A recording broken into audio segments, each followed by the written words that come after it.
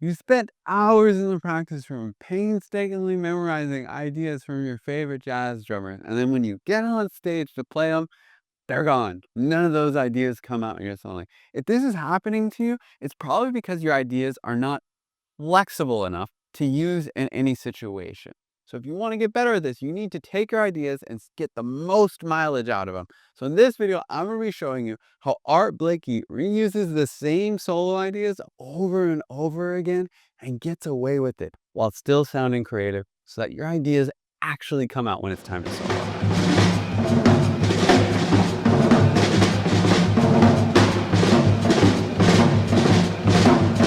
Now, the reason your ideas aren't coming out when you solo is because they're not flexible enough. It's like you took one idea from an Art Blakey solo or a Philly Joe Jones solo and you copy and paste it exactly into a song. It's going to have to be the exact right context for you to be able to jam that in there. It's kind of like if you learned a word in a new language, because jazz is a language, and you only knew how to use it in one sentence. Of course, that word's never going to come out. You need to be able to use that word in many different contexts, and then it's actually going to be a useful word that comes out in your everyday speech. So we're going to check out a couple examples of Art Blakey's live solos where he reuses this same idea. And you're going to learn what I call the 3 C's of vocabulary that are going to make it actually come out in your playing. And the first step is copy. So let's copy some Art Blakey phrases. Okay, so that first Art Blakey phrase, it goes like this, once. Right? Now, what he's doing here is he's using what I call a rub-a-dub. Okay, so it's a right, left sticking. And a lot of people ask me if I just made up that name. No, it's super famous. A drummer named Mel Lewis used to talk about it a lot, but so many drummers use it all the way back from like Baby Dodds in like the 20s and 30s. But so many drummers have used it, okay? And this rub-a-dub, it's super useful, but again, if I can just play it in this one way, it's only gonna come out if I play once. Right? So I need to be able to use it in more than one way. And here's where we're gonna check out the second C of vocabulary. The first one was copy, the second one was create. For create, we need to do what I call molding like clay.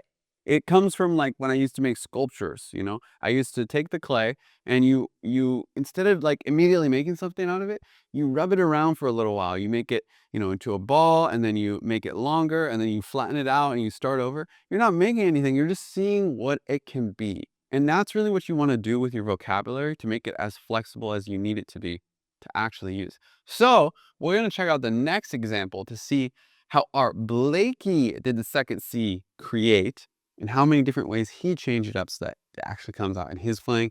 Let's check out the next example. So you can see that this idea is extremely similar to the first one. It starts the same, it uses the rub-a-dub sticking, but there's a few key differences. So it sounds like this one.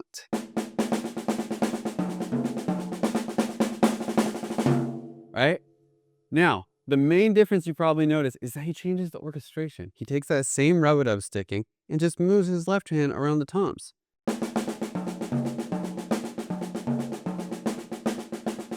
Right? So imagine you have that idea and you say, okay, I'm going to work it out. How many ways can I move around the toms with my left hand? Right? So I can go like he did, right? Or maybe I can do like a clockwise pattern or a counterclockwise pattern, right? So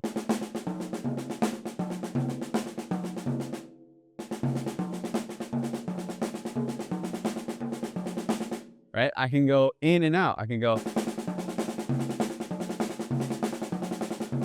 And that's only moving the left hand. What if I move my right hand around the drums? On the cymbals.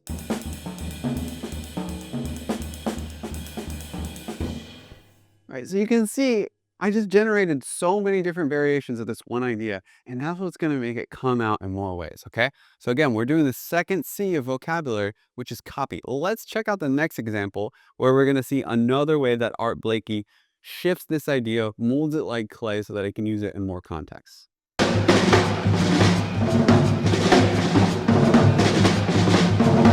Okay, this next idea, he takes that rub-a-dub sticking and he turns it into a smaller unit, then shifts it around the bar, right? So it goes like this, 1, 2, 3, 4.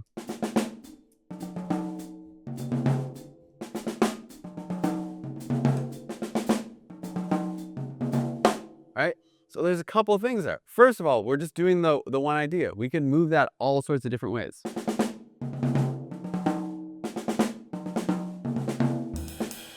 All right, that generates tons of ideas on its own.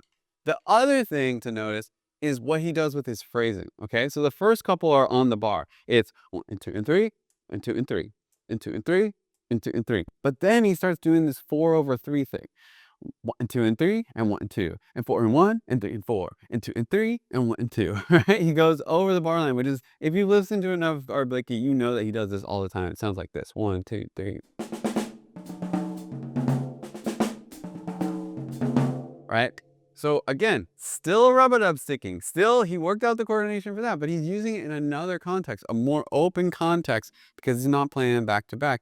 This is how you get the most mileage out of your ideas. We're going to check out one more variation on the rub-a-dub that Art Blakey plays, and then we're going to talk about the third C of vocabulary, which is maybe the most important. Let's check out the next Art Blakey example.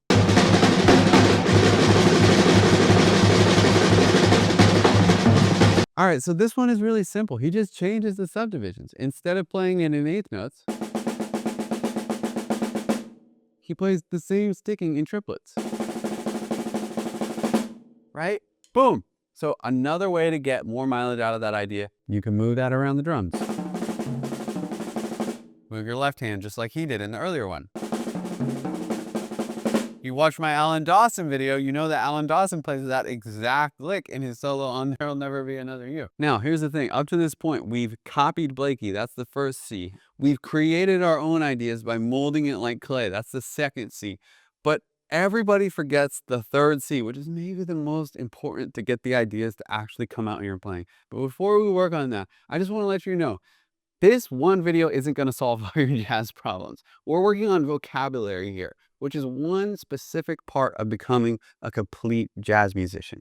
If you really want to sound great, you want to sound authentic and play with people, maybe even make a career of doing this, you need to have vocabulary, you need to have phrasing so that your ideas actually make sense when you put them together. You need to know all the tunes that jazz musicians play, and you have to play with an authentic touch and a great feel so that other jazz musicians, they want to play with you because it feels good. So, can't cover all that in this video, but that is what I work on with my students at the jazz school. It's a mentorship program for people who love jazz and they just want to play it at the absolute highest level, where we'll work together really closely on all the things you need to become a complete jazz musician. So if that's something that interests you, you want to work more closely to become a complete jazz musician, click the link in the description. You can get some more info and schedule a call to me to see if it's a good fit for us to work together. Now, what we're going to do now is dive into the most important, perhaps, C of vocabulary. First, we started by copying Art Blakey, getting his ideas, trying to get them with the right feel. Then we created our own ideas by molding like clay, moving it around the drum, seeing how many different ways we can play it. The third C, to get these ideas to come out in your playing, you have to do it in context. That's what the third C is. And this is what so many jazz drummers forget. We get so excited about the cool solo licks that we're playing that we forget to put them in a tune or a trading four or a melody map. One of these situations that we're actually going to play it in so that when we get in that situation, we're ready. Okay? So what I'm going to do with this set of ideas, this rub-a-dub from Art Blakey that I learned, is I'm going to take all the different variations I learned and I'm going to try to play them in a solo over the tune Just Friends. Okay, it's a 32 bar, A-B-A-C form, and I'm just gonna play the ideas. Now, I might play other ideas, which is normal. Like, imagine if I learned a new word in my vocabulary. I'm not gonna just say the one word over and over again. I'm gonna mix it in with the other words that I use regularly so that it has its rightful place. So I might use other ideas, but I'm gonna try to use this idea as much as possible so that I can work it into my vocabulary in context and play something really useful. And if you stay till the end after this solo, I'm going to give you a little freebie that'll help you with this. Let's check it out.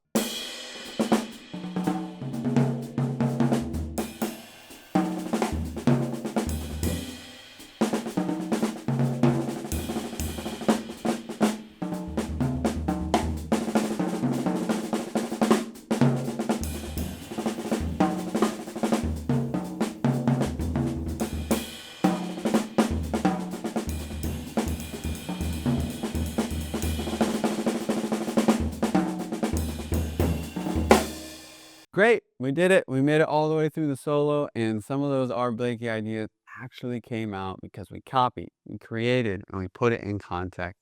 If you want the handout from this video, which has all the vocabulary that we transcribed in this video, click the link in the description and you can get the PDF for free. And if you found this video interesting, you'll probably like whatever video that YouTube recommends right here. See you on the next one.